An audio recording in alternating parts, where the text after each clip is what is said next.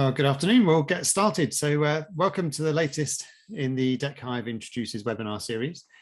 So today is slightly unusual compared with many of the ones we've done before because we're actually talking today to Michele Deeks, who is my business partner at My Best, but also at Deckhive. So unusually in this situation, we are both the creator of the platform, but also the creators of the card deck that we'll be talking about. So just full disclosure on that one before we get started. So welcome, Michele. Hello, nice to be here in a different role. It's nice to see you. So we'll be talking about the At My Best Good Question cards today, particularly, which are one of the decks which are available in the Deckhive library. So we've got two different decks in there, the strengths cards, which many people will know, and the good question cards, which are the focus of today. So I guess to get us started, Michele, do you want to sort of share a bit of background about kind of what it is that we do and what's our history to get to this point? Yeah, so as many of you will already know, Martin and I are chartered psychologists. Our background is in occupational psychology. And so our consultancy business, Work Positive, uses occupational and positive psychology in the solutions that we develop and deliver into a wide range of organizations. And so At My Best is our product range that we originally developed to support us in our consultancy work. So our consultancy work mission being around helping people to be at their best more of the time. And usually for us, that's in the workplace, although our tools are used far and wide, certainly outside of the workplace. But for us, that's where our original intention started, and how we're typically using our tools is helping people to be at their best more of the time at work. Sorry, I just muted myself there because the rain on the roof was so loud. So, and do you want to say a bit more about that philosophy then around At My Best, and in particular how questions kind of fit into that? Yeah, I guess we know that, so helping people to be at their best, it sounds like a big thing, and there are lots of things that you can do, but one of the simplest things that you can do is help people to shift their focus. So by shifting our focus more towards what's working and where the successes are, and giving that more of our attention, then we can start to notice those things, start to build on those things, benefit from the positive emotions that come from noticing and enjoying the things that are working. And there are lots and lots of benefits from us simply shifting our focus towards what's working. And so those of us who are working in a professional capacity with people, helping people to be at their best, anything we can do to encourage that shift is worthwhile. And it can say that, but I guess one of the things that I'm very aware of is that that sounds very simple. Shifting the focus sounds very simple, and at one level it is, but it's not actually that easy to do consistently. It requires developing new habits for most of us, and I'm sure we'll talk a bit more about that later in the session. But one of the simplest things we can do is change the questions we ask. And that's actually a really important part of the process, because questions are just hugely powerful. They shape our future, they shape our outcomes, they shape the way we view the world. And so by changing the questions we ask of people and encouraging them to ask different questions of themselves, then we can very much shift that focus, which will help to build towards helping people to be at their best more of the time. And it's actually really easy to demonstrate that point, I think. I mean, if I can just ask all of you just to think just for a moment, if you can think about people you know, and think about just for 30 seconds, who brings out the worst in you? So just try and think about someone who you think actually brings out the worst in you, and just think about that for 30 seconds.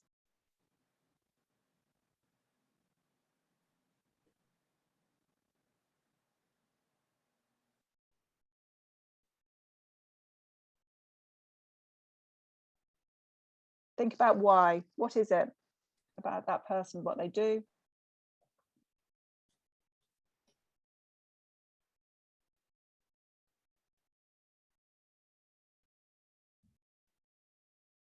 Okay, and now think about someone who brings out the best in you. Try and think of someone you know well, or that you see regularly, maybe, who, or maybe not, you don't see them regularly, but somebody who brings out the best in you. What is it about what they do, what they say, how they behave, how you interact with them? Why do they bring out the best in you? And again, just spend 30 seconds thinking about that.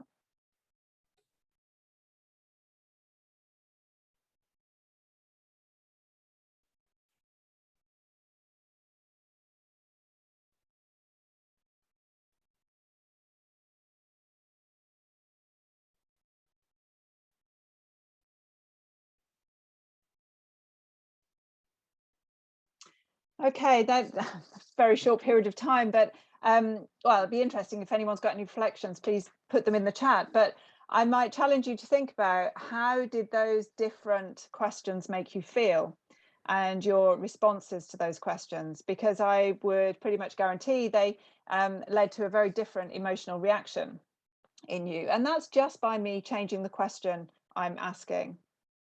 Very simple. It's slightly emotive, clearly.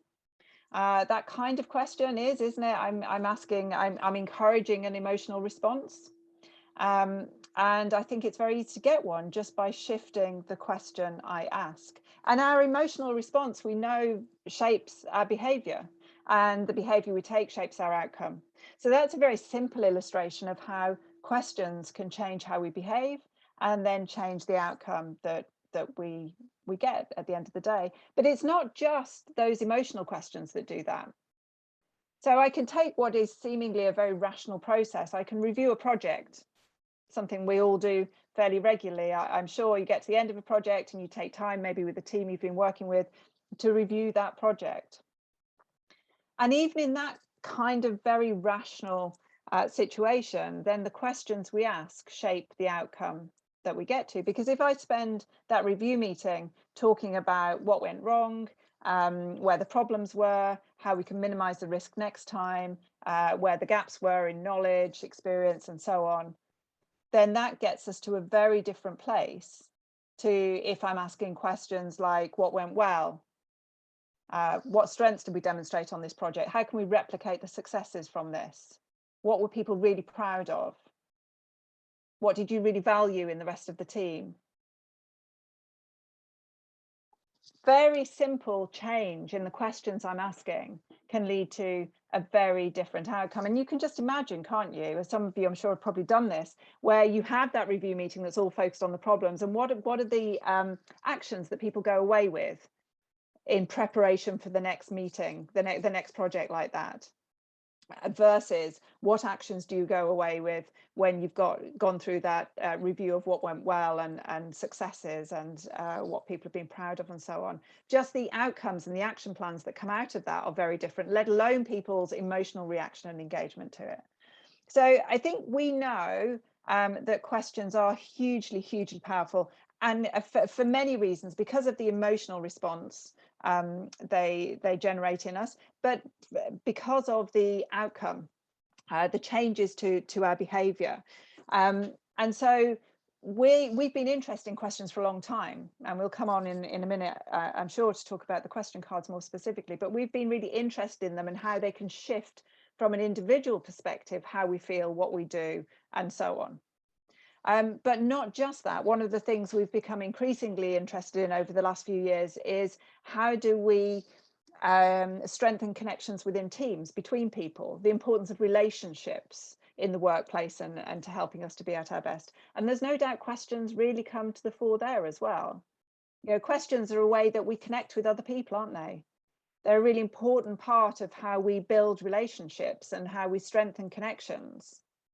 And so we're very aware that, again, if we change the questions that we ask of others, then that can change the nature of that interaction, which in itself strengthens a relationship or not, depending on the questions you're asking, and influences your emotional response to that connection, and therefore your feeling about that relationship when you leave it, when you move away onto the, to the next task, or the next day, the next meeting, whatever it might be. So from an individual perspective, we can see that questions are really important, but also that general importance of questions in connecting between people is something we've been interested in. And it's kind of about the relationship with yourself as well, isn't it? Very often, if you think about self-talk and the impact that that has, I think maybe sometimes we're guilty of asking ourselves the wrong questions. It's not just about asking other people questions which don't help us move forward in a constructive way. Yeah, definitely. And it changes, it can change our perception of ourselves and how we're performing, can't it? And the emotions that we're feeling around something. And so, yes, from an individual point of view, in that sense, we know in the work that we do, helping people to change their self-talk can have a big impact on the extent to which they're flourishing. And we also know that when we're working in organizations, that organizations often ask the more critical questions. The organizational systems and processes are typically set up to ask those more negative questions, to focus on the problems.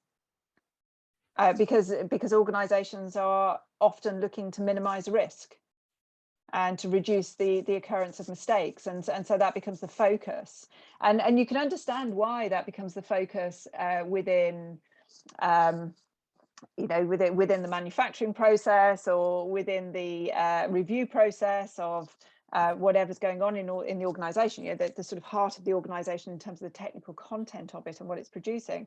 But what happens is that critical focus infiltrates the whole of the organization at a cultural level. And so those more critical focus questions then become part of the conversation around people as well.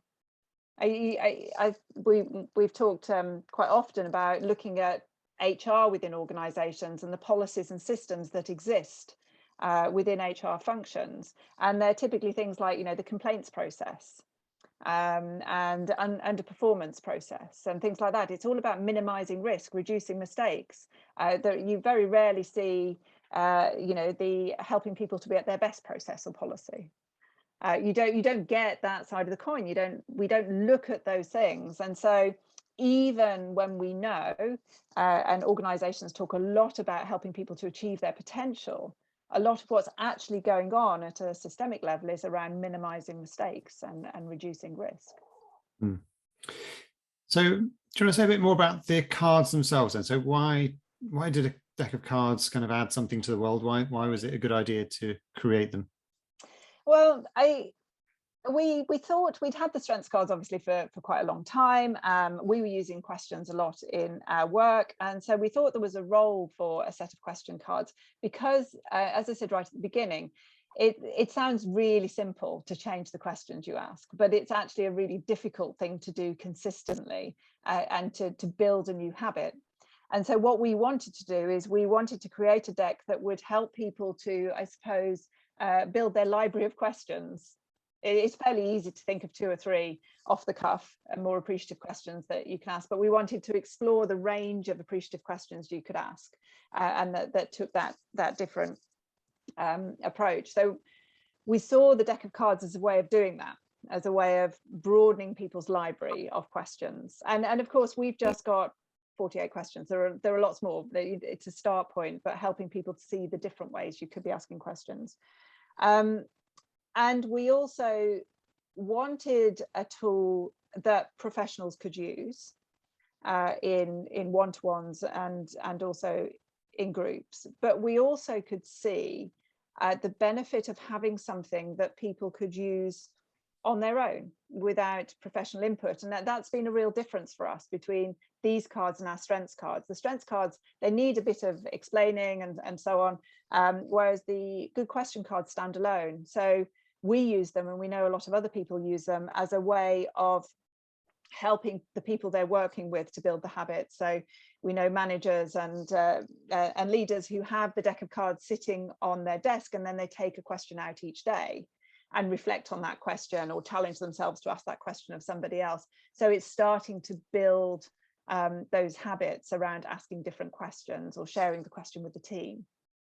So that's one of the really lovely things about them from my point of view, is they have that benefit that people can be using them by themselves. But as I said, we also wanted something that people could be using professionally as a way of demonstrating the benefits of asking appreciative questions. So that's one of the ways in which we quite often use them, is to simply, like the exercise that I just did with you very briefly, but to use them in a way to help people to feel that emotional response they get when they ask a more appreciative question, because there's no better way, is there, than getting people to engage with something than to feel it. And we know that once we've got them to feel it, it's a bit like a lot of the work we do. Once they've felt what it's like, then that engagement is much easier. People understand what we're talking about. So yeah, so a number of reasons we developed them, but we could see certainly the value of them in one-to-ones, for coaching, in teams, and also in groups. So great for self-reflection, but also as a way of encouraging that conversation and connection, and using them in team exercises like that. And you were saying earlier about how often we kind of maybe tend to focus on the negative questions and how we get pulled into that. And maybe for some of us, it might be more of a habit than others, but why is it that people and organizations tend to do that? Do you think what lies behind it? I think it's partly what I was saying about a few minutes ago, in terms of our, both at an individual and an organizational level, that sort of almost conscientiousness of wanting to get things right. So and therefore not wanting to get things wrong. And so we're looking to minimize mistakes and looking to reduce risk and make sure we learn from experience. But the big part of it, of course, is negativity bias. So we are all naturally drawn to focus on what's not working and to focus on mistakes. You know, the whole from an evolutionary perspective, you know, many years ago, it was beneficial for us to have that bias from a survival point of view, or was sometimes beneficial. In that if something was going seriously wrong, if I'm presented with a very dangerous situation in front of me, I need to focus on that dangerous situation. And what we know about negative emotions is that they focus our attention. So if I am in a negative frame of mind, then it focuses my attention. I deal with that danger that's in front of me immediately. Whereas if I'm in a more positive frame of mind and experiencing lots of positive emotions, then I'm going to be looking more broadly, looking around myself and noticing other things and opportunities and so on. And I may not deal with that saber-toothed tiger or whatever it is in front of me because I'm too busy off looking at the beautiful flowers. So negative emotions play a really important role in helping us to focus.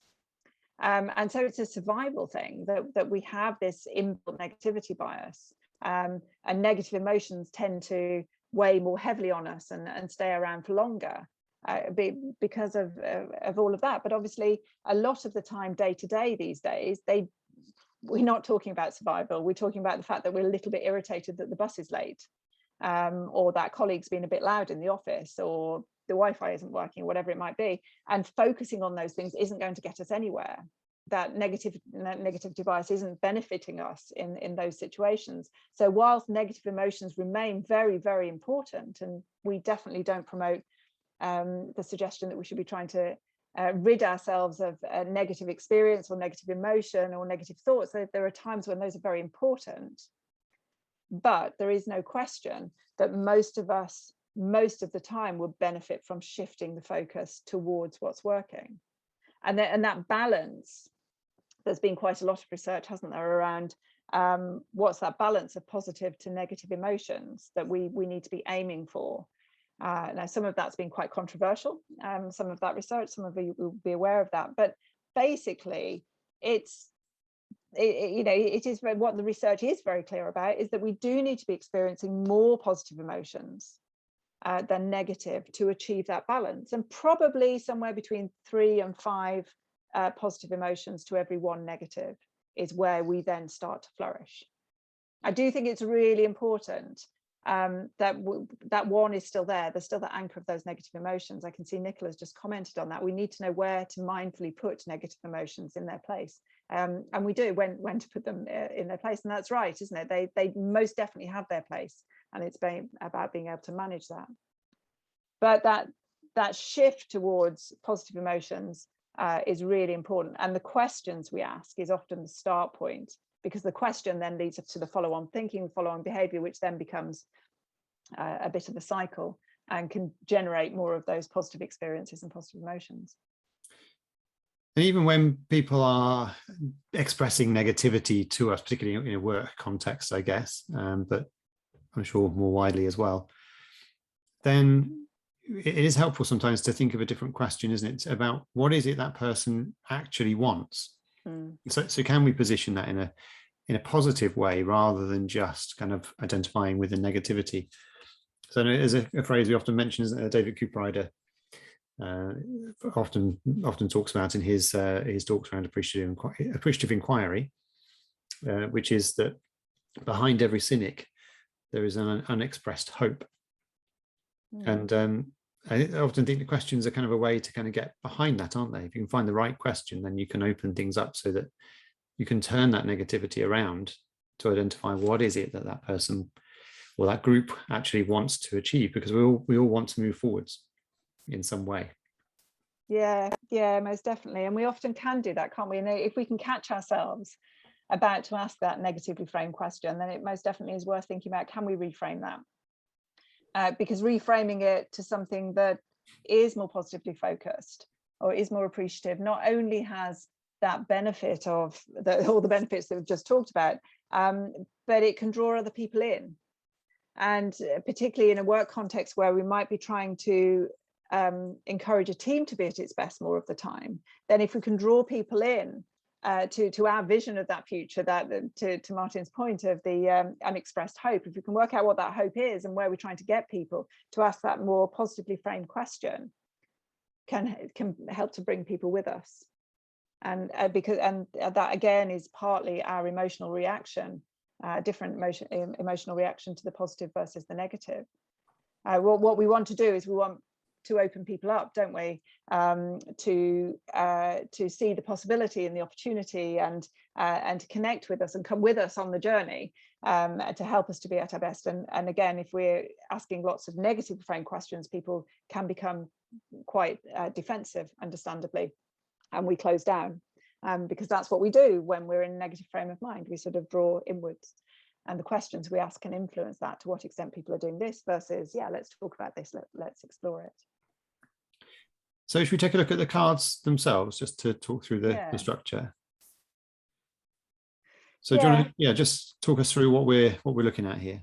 So what you can see here is on the Deckhive table here, we've got some examples of the questions and the cards. You can see there are 6 different categories. So the categories across the top: appreciating you, appreciating others, and so on. And then we've just given 3 of the cards underneath.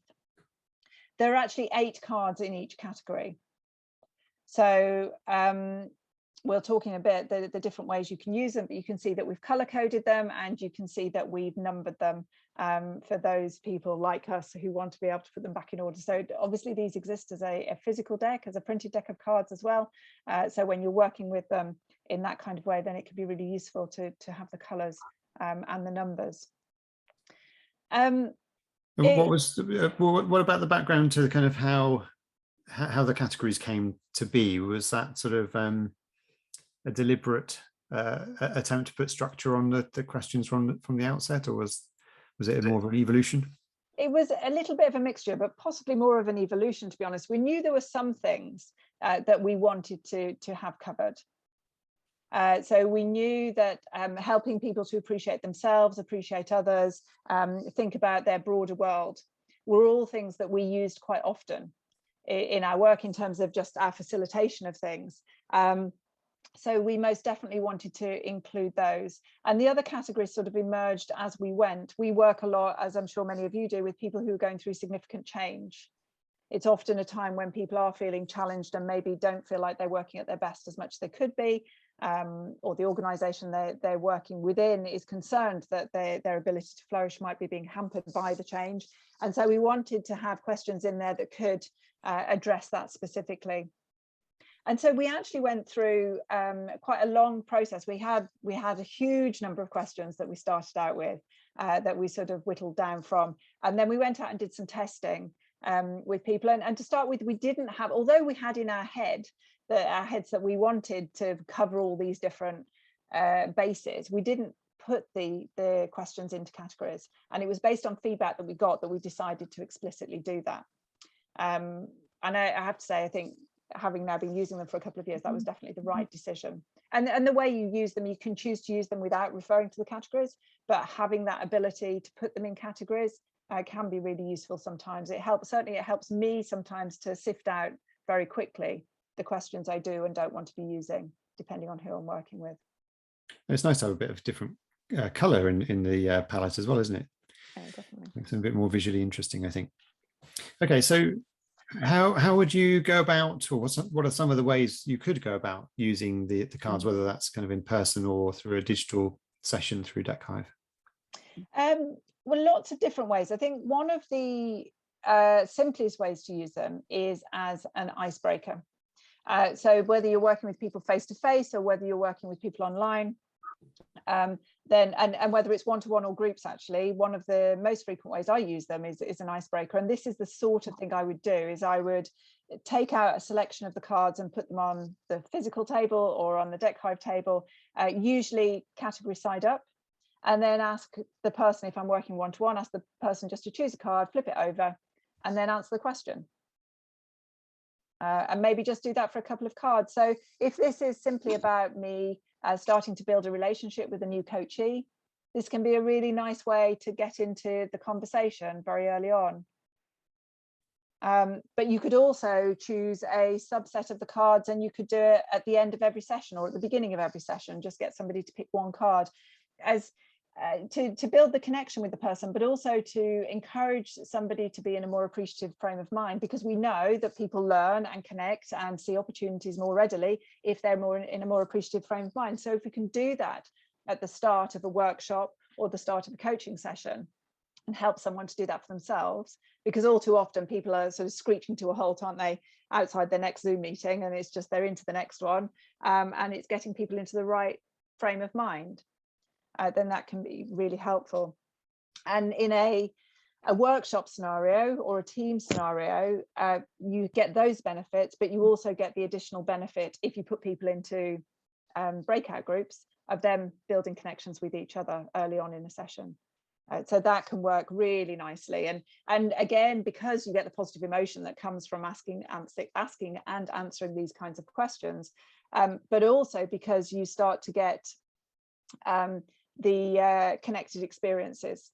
So people might answer a question, you know, what was the last thing that made you laugh? And someone shares it, oh, that always makes me laugh too. And people start to build connections in that kind of way as well. And it's an important part of building trust, isn't it? That yeah. Self-disclosure and the emotional trust particularly is built this way. So I always think there's something nice about having a question on a card like this that means that it legitimizes that question in a way that you couldn't do if we just asked that of each other. It might seem like quite an odd question just to ask somebody out of the blue, but when it's on a card and you've chosen it or turned it over, then it makes it okay to share and explore. Although I guess we should mention that we don't always insist that people answer the question. No, we always give people the choice. So there is definitely something about choosing your own question that is empowering in this type of situation and feels very different to being asked questions by a coach or a facilitator. So we definitely find there is people respond differently when they're allowed to choose their own question. And as we've just said, we often start with the categories and flip them over, but we typically give people the option and say, if you really don't want to answer that question, that's fine, because that isn't usually our point. The point is to help people to get themselves into a positive space to start a session. It's to connect with other people if they're feeling wary, if they're not feeling like they trust the person they're working with, if they're concerned about what they're disclosing, all of those kinds of things, then that isn't going to help our bigger purpose. So it can be appropriate to challenge people and say, look at the question, challenge yourself to answer it if you can, but if you don't want to, that's fine, move on.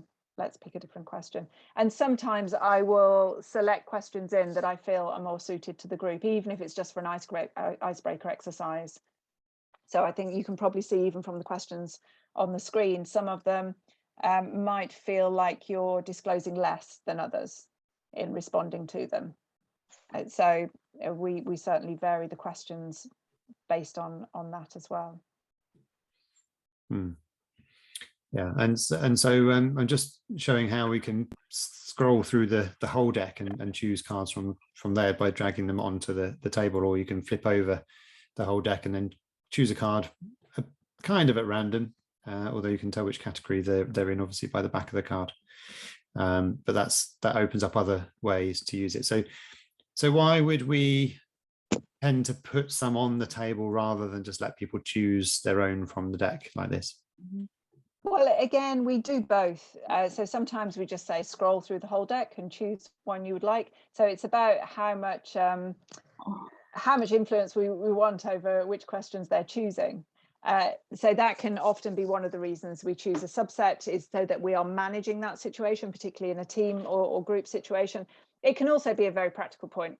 So you want this to be a quick exercise. You don't want people spending 20 minutes scrolling through the questions. So you put 10 on the screen and you simply choose from one of those 10. I should say that using these cards in Deckhive is often a way I will use to get people familiar with Deckhive.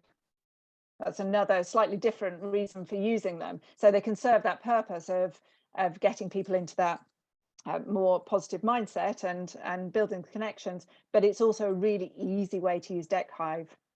So particularly if you've already got the questions on the table, the cards on the table, and all you're helping somebody to see how to do is how to get into a session, how to flip a card, how to access tables. And so they do all of that with a really easy exercise that isn't too taxing before you might maybe move on to using another deck of cards, and you might do something more complex in Deckhive.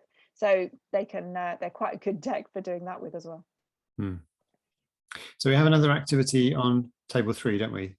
We do. So this is quite a different activity. This is one, well, when I was thinking about this, I was setting it up as though you might have a team working on this. So this is a question's been chosen. So it might be the facilitator has chosen this question based on what he or she knows of the team, or it might be the team have collectively chosen this question to focus on.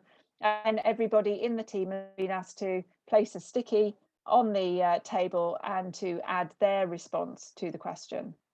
So this can be, again, a really useful, helpful way to start team-based conversations about people's responses to a whole series of questions. You can see we've got single word responses here, but then you can imagine what would happen in terms of the discussion from there. So who chose communication?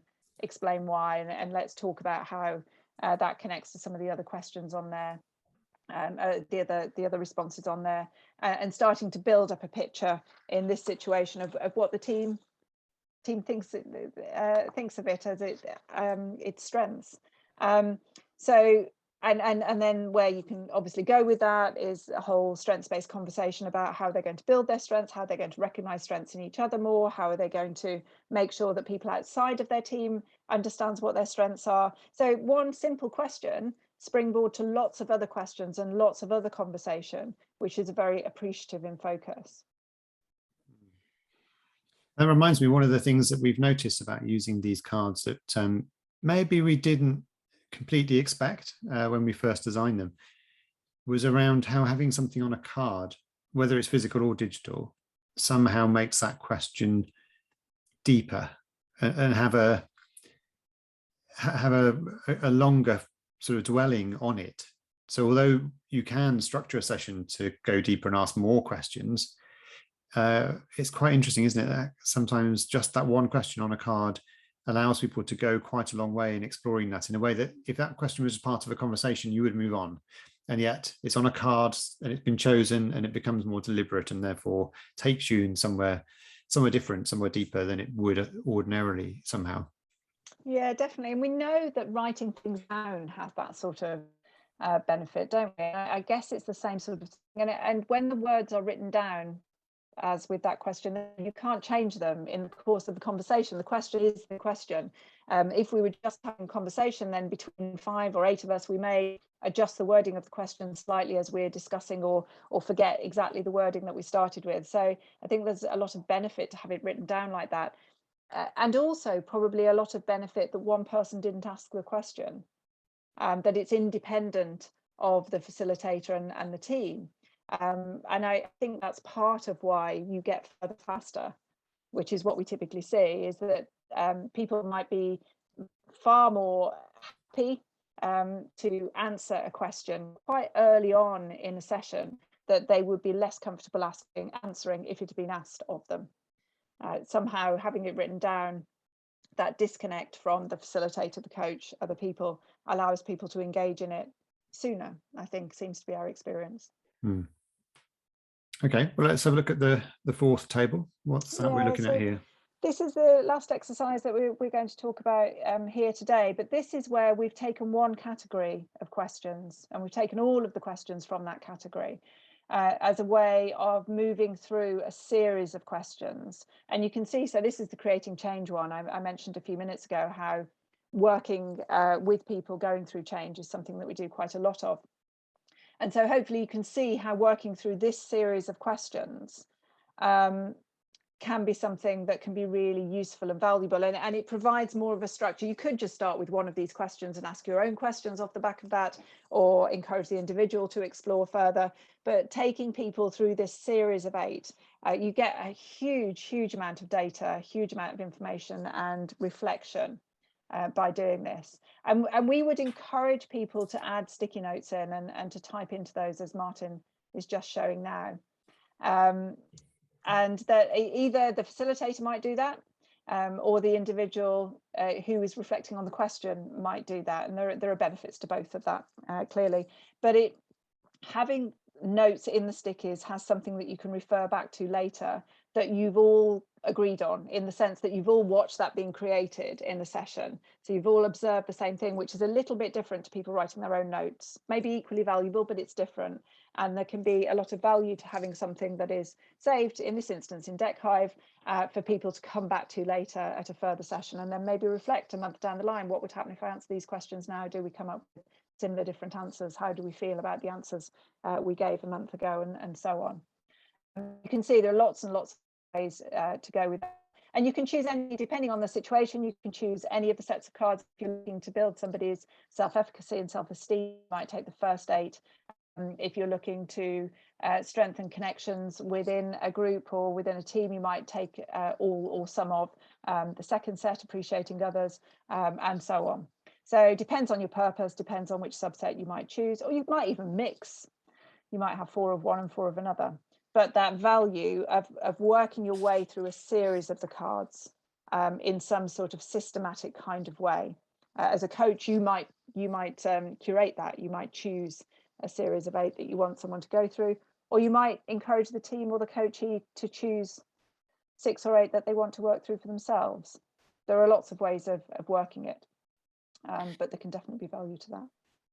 Yes, that's the beauty of having a tool like this, isn't it? A deck of cards can be used in so many different ways. And so we always like to provide some ideas and suggestions to get people started, but we always love hearing when people have come up with their own ways to use them in a way that suits them and their clients and the context. So so do tell us when you found a good way that works well for you, either with these cards or with any of the others as well. So well, thank you for that.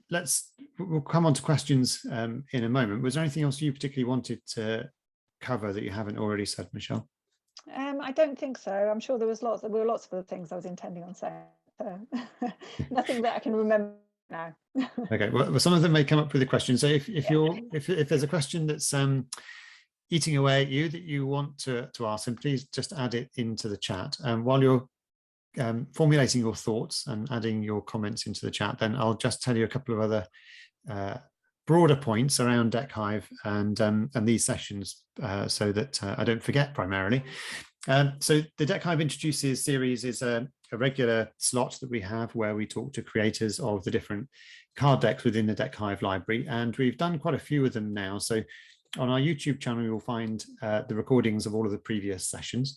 So if you'd like to learn about some of the other decks, then please go and check those out. They're all really interesting to learn about the creators and about the decks themselves and practical ways that you can use them in your work through Deckhive. So go and have a look at that. The advantage of the recordings, of course, is you can watch them at double speed, which I always find to be a bit more practical to try and fit it into your day. And then we have future sessions coming up as well. So if you wanted to join the next live session, we have Sarah Lewis, who's very well known in the positive psychology field in the UK particularly. and she'll be talking about her deck called the Positive Organizational Development cards. So if that appeals, then please do come along to that. Sarah's always a fascinating person to listen to. And we also have a tutorial session if you wanted to get to know Deckhive a little bit better and haven't really mastered it yet, or have some questions around practicalities about how to use it, then you can join us next Friday. We'll be available for an hour, so you can come along at any point and see a demo, have a play, ask any questions, and that kind of stuff. So that's what we have available in our webinar format. And with Deckhive itself, if you haven't already tried to use it, then having a play is usually the best way to get started. So you can create a free account. There are a number of different decks of cards you can use within the free plan. So you can have a play, learn your way around it, watch the tutorials. There are lots of tutorials within our support section. So go to the bottom of the website, in the blue menu section at the bottom, you'll see the support link. And in there, you'll find lots of videos that will give you some guidance of how to do this and that and the other. So do make the most of that. But if you ever have any questions, then please get in touch. We're really happy to answer any questions you have to help you make the most of the session. So Nicola, the session on Friday, I can't quite remember, but I think it's 1 o'clock, but I might be talking nonsense. But it will be on our Eventbrite page. You can access it through the website. There's a webinars link again at the bottom of the website. We'll take you there. Okay, so I saw there were a couple of other questions that come in before. Catherine was asking earlier around, do we have any data or insights around the impact of using the cards in organisations? I don't have any to hand of the impact of using the cards, but what I would say is the research evidence around those areas that you talk about, well-being, inclusion, and so on, there's a lot of evidence to suggest that well, if you think about, for those of you who know Seligman's PERMA model, so the importance of positive emotions and the importance of positive relationships for people flourishing. So what we would say is that these cards are designed, of course, to increase levels of positive emotions, and we've talked about how they might facilitate stronger positive connections between people. So I'd fully expect that they would be having a positive impact on well-being and things like inclusion, again, because of the connection piece. It's about strengthening the connections between people, and we know that if that strength of connection is there, then people feel that sense of belonging, which is what we're talking about. So yes, anecdotally, of course, we see that in the work that we're doing for the hard data, back to sort of the primary research around positive emotion and relationships, I think. Yeah, and Nicola makes a good point about the cards can facilitate hope. That's something we all need at the moment more than ever, I think. So yeah, absolutely. Have the cards been used to develop a positive leadership style? Asks Sandy. We've used them in some of our positive leadership workshops, so if that counts. Yeah, certainly I would say that they can be. I think somebody had, maybe Fiona was asking a question about developing positive talk and using the card a day idea. And we have worked with leaders to encourage that. So they're using the card a day, but not just with themselves, but also with their teams. So again, lots of different ways that you can do that. You can send an email out every day and ask people to respond. You can ask the question at the team meeting. You can simply challenge yourself with asking that question of one of your team at some point in the day. Use them in those kinds of ways. So the cards themselves and the physical questions on them, I think, can be used to encourage habits in leaders that we would say are positive leadership habits. I think the questions themselves and leaders reflecting on those questions also have the benefit from a positive leadership perspective, particularly when you look at some of the subsets. So if you look at the first one around appreciating self, so then you can ask some of the secondary questions around how their response to those questions might contribute to their leadership style and how others view them. And the second set of questions around appreciating others, working with managers and leaders to think about those questions in response to the organization they work in. So those appreciating others questions, saying, well, let's just think about the organization you work in. Who would you love to spend more time with? Who has inspired you? What do you value most about the people closest to you within the organization? Because leadership isn't just obviously about those people you're managing downwards, your direct reports, it's also your peers and managing upwards, and thinking about the messages that you are communicating through the way you speak and behave on a day-to-day basis, and the culture that you're creating. It's very fitting with the work Kim Cameron's been doing around positive energizers, isn't it? And I know he's got a new book out recently, which we're looking forward to reading, around positive energizers in leadership. I can't quite remember the title. Yeah, Kim Cameron. That's a new one, and his stuff's always very practical. Christine was asking about whether the third table that we showed here, whether that can be elaborated more to become like a mind map. Which I guess you could, within the Deckhive system, with the additional sticky notes, you can certainly add more, can't you, to expand it? Yeah, definitely. But you are limited. The colours. Yeah, so I guess that's the way. You're limited with space, so you can't sort of condense things in a way that you might be able to do with the digital mind map in quite the same way. But you could use the different colours to then have sticky notes that you can fairly clearly see how they relate to each other. So you can always move things around, drag them around, and organize things differently as you go, as you need to make space, and so on. Okay, and I think that's all the questions, unless there was a really tricky one I've deliberately avoided, but I don't think so. So if you have any others, feel free to add them. But otherwise, I think we're pretty much to the end of the time. But Annie's just snuck in with a quick question to ask whether the cards work best virtually or face-to-face. I don't know. I don't know enough. I think it's still kind of early days, probably is the honest answer. The reality is, though, that sometimes people can't work face-to-face. So it's nice to have the digital version, either where people are having to work remotely or where you're having a hybrid situation. So the opportunity to have both the physical for those who are working face-to-face and the digital for those who aren't, hopefully opens up opportunities to integrate this kind of activity more widely. I think the other thing I would say on that actually is that in the last couple of years, one of the things that people have struggled with most is that continued connection. And that day-to-day connection with colleagues and just the ad hoc stuff rather than the task-based work. I think everyone was quite good to start with the Zoom Friday drinks and everything, and all of that's tailed off, and it's much harder to have the water cooler chat over Zoom. So the questions are more structured way of doing that, but that is a role that they have served for some people, is just encouraging that more social conversation or different type of conversation rather than the task project type conversation. Christine's asking how much the cards are, but they vary according to the currency. So our website does have the ability to show you a range of different currencies. So you have to just have a look at the website, I'm afraid. So the physical cards are available from atmybest.com. So if you go there and have a look, you'll find the prices. That I can't even remember what they are in pounds, to be honest. I haven't looked for a while. But we've tried to keep them as reasonable as we can for a good quality printed product. And of course, the more you buy, the cheaper they get. The digital cards, so although I mentioned a free plan a moment ago, the free plan only gives you access to a certain number of decks, the starter decks within the Deckhive library. You need to be on one of our paid plans to be able to access the good question cards and all the other decks within the library. So there are two plans available, one for a reasonably low level of usage and one for unlimited usage. So you can find those on the deckhive.com website.